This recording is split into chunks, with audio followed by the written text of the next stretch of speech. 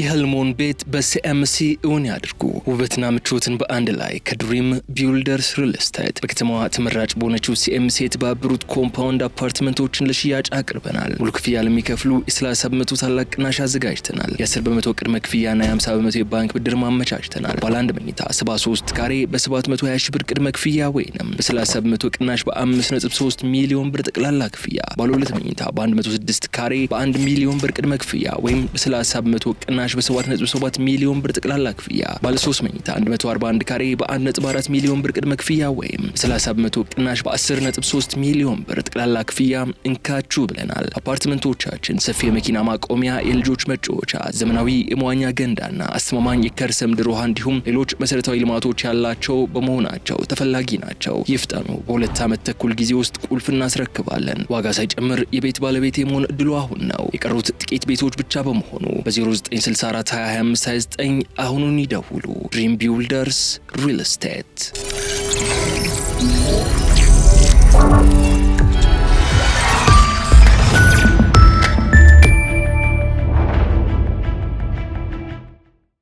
ጤና ይስጥልኝ። ይህ አዋዜ ነው።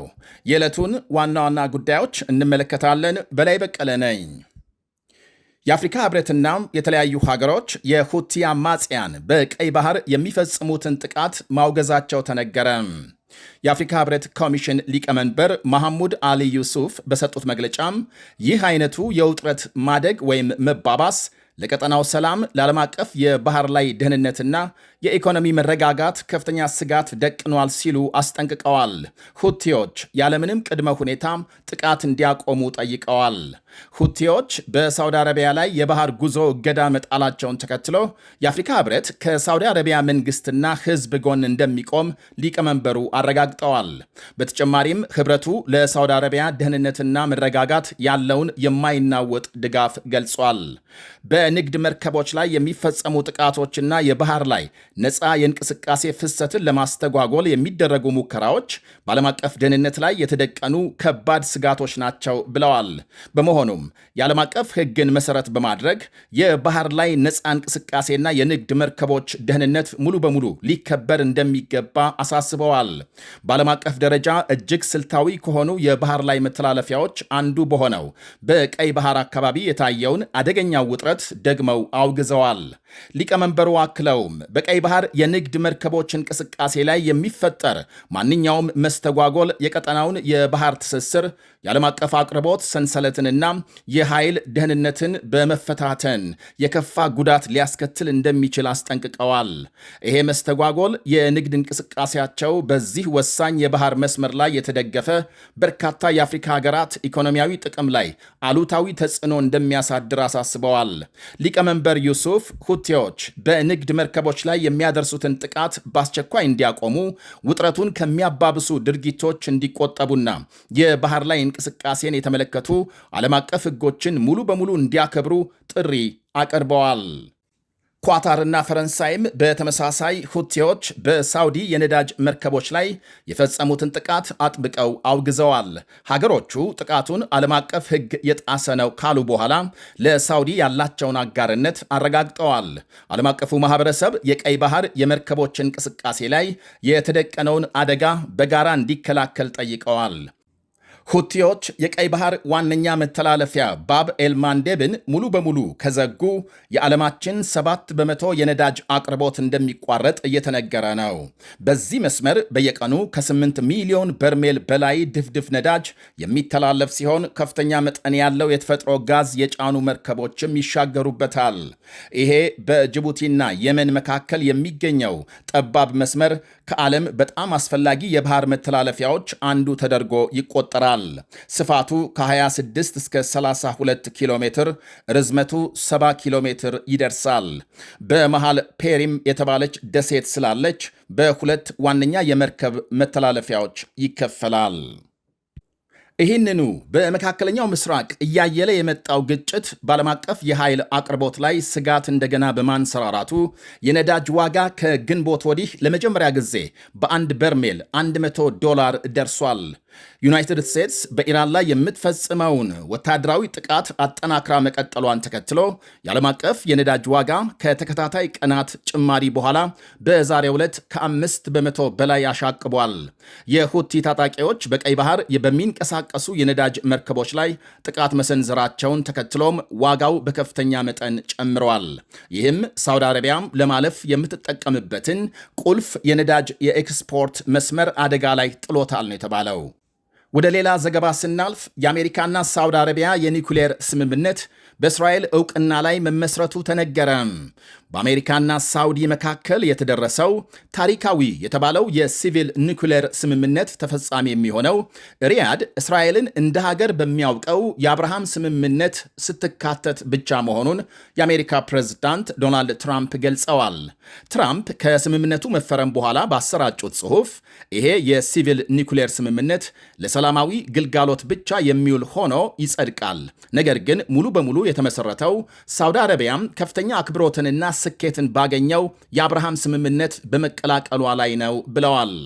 የፕሬዝዳንቱ አስተያየት የወጣው በርካታ የደህንነትና የኒኩሌር ባለሙያዎች ስምምነቱ ቀጠናውን ለወደፊት የኒኩሌር መሳሪያ ስርጭት አደጋ ሊያጋልጥ ይችላል በሚል ትችት እያቀረቡ ባለበት ጊዜ ነው። ቀደም ሲል በወጡ የአሜሪካ መገናኛ ብዙሃን ዘገቦች ስምምነቱ ሳውዲ አረቢያ ለኤሌክትሪክ ኃይል ማመንጫም ሆነ ለጦር መሳሪያ ሊውል የሚችለውን ዩራኒየም ወደፊት በራሷ ምድር እንድታበለጽግ ፈቃድ ሊሰጣት ይችላል መባሉን ጠቅሰዋል። ነገር ግን ትራምፕ በጽሑፋቸው ይህንን አስተባብለው ለሰላማዊ አገልግሎት ብቻ የዋለና ማበልጸግን የማይጨምር መሆኑን አጽንኦት ሰጥተውበታል። የሳውዲው አልጋ ወራሽ ልዑል መሐመድ ቢን ሳልማን እንደ ፈረንጆቹ አቆጣጠር በ2018 ለሲቢኤስ በሰጡት ቃል ሀገራቸው የኒኩሌር ቦምብ የመታጠቅ ፍላጎት እንደሌላት፣ ነገር ግን ተፎካካሪያቸው ኢራን የኒኩሌር ቦምብ ካበለጸገች ሳውዲም ወዲያውኑ ተመሳሳይ እርምጃ እንደምትወስድ መናገራቸው ይታወሳል። በአሜሪካ የኃይል ሚኒስቴር የታወጀው የዚህ ስምምነት ዋና ዓላማ የአሜሪካ ኩባንያዎች በሳውዲ አረቢያም የሲቪል ኒውክሌር ኢነርጂ ፕሮግራም ውስጥ ሰፊ የመሳተፍ ዕድል እንዲያገኙ ለማስቻል ነው። ሳውዲ አረቢያ ለትራምፕ አስተያየት እስካሁን ይፋዊ ምላሽ አልሰጠችም። ሀገሪቱ ቀደም ሲል የፍልስጤም ሀገር ሳይመሰረት ከእስራኤል ጋር ዲፕሎማሲያዊ ግንኙነት እንደማታደርግ አጥብቃ ስትናገር ቆይታለች። የእስራኤል ጠቅላይ ሚኒስትር ቤንያሚን ኔታንያሁ ጽሕፈት ቤት በትራምፕ መግለጫ መደሰቱን ገልጾ ሳውዲ አረቢያም ስምምነቱን መቀላቀሏ በመካከለኛው ምስራቅ ለሚወርደው ሰላም ትልቅ ታሪካዊ እርምጃ ነው ብሏል።